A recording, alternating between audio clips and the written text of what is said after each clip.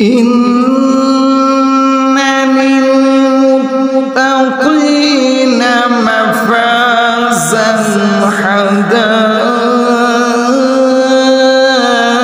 حدائق وأعنابا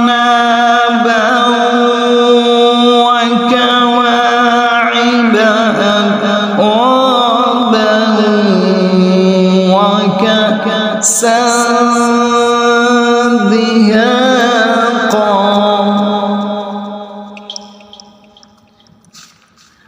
لا يسمعون فيها لغوا ولا كذابا